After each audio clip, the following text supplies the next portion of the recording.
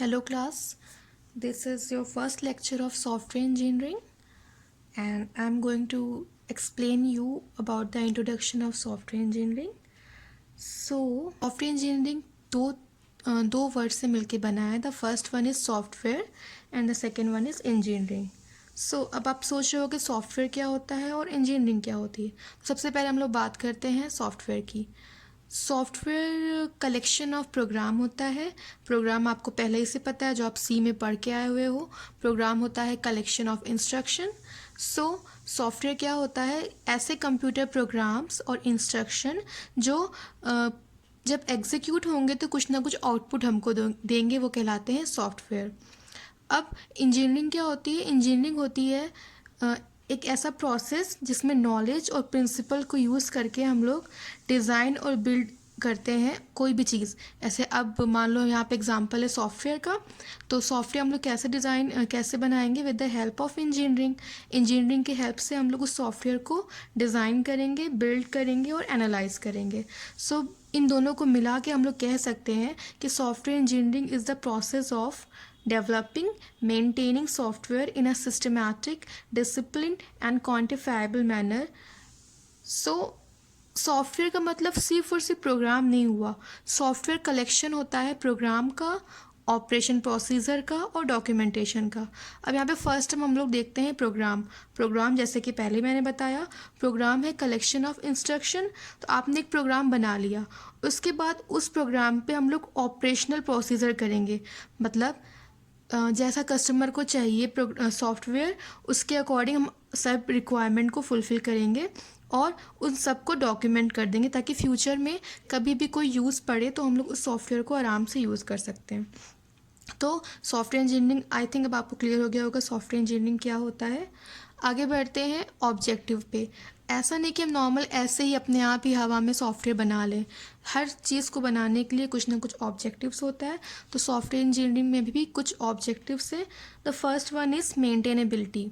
मतलब सॉफ्टवेयर ऐसा बनाना चाहिए कि फ्यूचर में वो आराम से मेंटेन हो सके. मेंटेन इन द सेंस, अगर कोई भी दिक्कत आ गई सॉफ्टवेयर में तो हमारे पास प्रोसेस हो पहले से जो कि हमारे डॉक्यूमेंटेशन में मेंशन होते हैं, जिसके थ्रू हम लोग सॉफ्टवेयर को आराम से मेंटेन कर सकते हैं. The next one is correctness. मतलब करेक्टनेस होता है कि अगर मान लो यूज़र ने आपको दिया है कोई सॉफ्टवेयर बनाने को, तो वो करेक्ट होना चाहिए. जैसा यूज़र को चाहिए, जैसा आउटपुट चाहिए वैसा ही आउटपुट उसको डिलीवर होना चाहिए. The third one is reusability. मतलब सॉफ्टवेयर की जो कोडिंग है उसको हम लोग बाद में कभी भी फ्यूचर में अगर हमें ज़रूरत पड़े तो उसे हम लोग रीयूज़ कर सकें. टेस्टेबिलिटी मतलब टेस्ट करने की एबिलिटी होनी चाहिए कि सॉफ्टवेयर, जैसे मान लो यूज़र ने एक रिक्वायरमेंट दी है कि हमें ये सॉफ्टवेयर इतने टाइम पे रन होना है, तो उस टेस्टेबिलिटी उस रिक्वायरमेंट को फॉलो करे. Next one is reliable. Software हमेशा रिलायबल होना चाहिए. पोर्टेबिलिटी का मतलब होता है कि अगर मान लो एक सिस्टम पे किसी सॉफ्टवेयर को हमने इंस्टॉल किया तो वही सॉफ्टवेयर दूसरे सिस्टम पे भी ईजिली इंस्टॉल हो जाए, तो उसे हम लोग बोलते हैं पोर्टेबिलिटी. एंड एडाप्टेबिलिटी होता है अगर एक सॉफ्टवेयर किसी एक इन्वायरमेंट, जैसे मान लो विंडोज़ पे चल रहा है, अब हमको वही सॉफ्टवेयर एंड्रॉयड पे चढ़ाना है तो वो एंड्रॉयड पे भी कैपेबल हो चलने के लिए, तो उसे बोलते हैं हम लोग एडाप्टेबिलिटी. ओके नाउ अब आगे बढ़ते हैं सॉफ्टवेयर प्रोडक्ट्स के बारे में जानते हैं.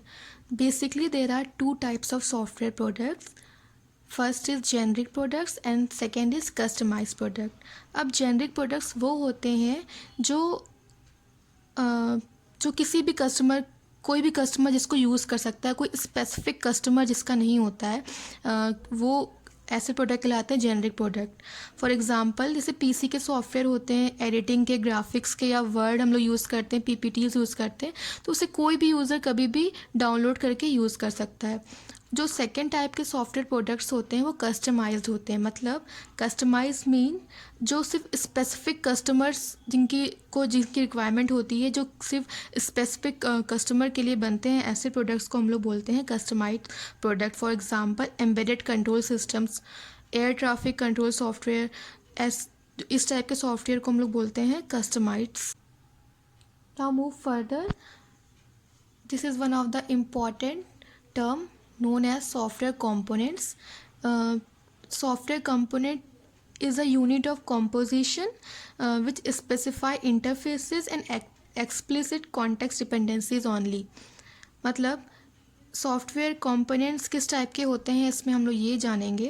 तो there are 4 types of software component. The first in off the shelf component, second is full experience component, third is partial experience component and this new components. तो first is off the shelf component मतलब ऐसे software जो पहले से बने हुए हैं और जो कि यूज़ हो रहे हैं, एक्वायर हो रहे हैं किसी थर्ड पार्टी के द्वारा. ऐसे सॉफ्टवेयर्स को हम लोग बोलते हैं ऑफ द शेल्फ कंपोनेंट्स. यानी सॉफ्टवेयर के ऐसे कंपोनेंट्स जो पहले से बने हुए हैं पर उसे कोई थर्ड पार्टी यूज़ कर रहा है, उसे हम बोलते हैं of the shelf component. Second is full experience components. वो होते हैं जो पहले से पास्ट प्रोजेक्ट जो पहले से हैं, अभी अवेलेबल हैं और जो कि सिमिलर हैं, जो हमें नया प्रोजेक्ट बनाना है उसके, और जो जिसके जो टीम मेंबर्स हैं वो भी एक्सपीरियंस है, जो पहले से ही वो प्रोजेक्ट बना चुके हैं.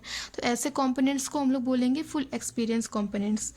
नेक्स्ट है पार्शियल एक्सपीरियंस कंपोनेंट. इसका मतलब वो होता है कि एग्जिस्टिंग पास्ट प्रोजेक्ट जो कि रिलेटेड हो सॉफ्टवेयर से और किसी करेंट प्रोजेक्ट को बिल्ड करना हो, बट उसमें कुछ ना कुछ मॉडिफिकेशन चाहिए. मतलब जैसे पहले बना हुआ एग्जैक्ट वैसा ना हो, कुछ मॉडिफिकेशन के साथ हो, तो उसे हम लोग बोलेंगे पार्शियल एक्सपीरियंस कंपोनेंट्स.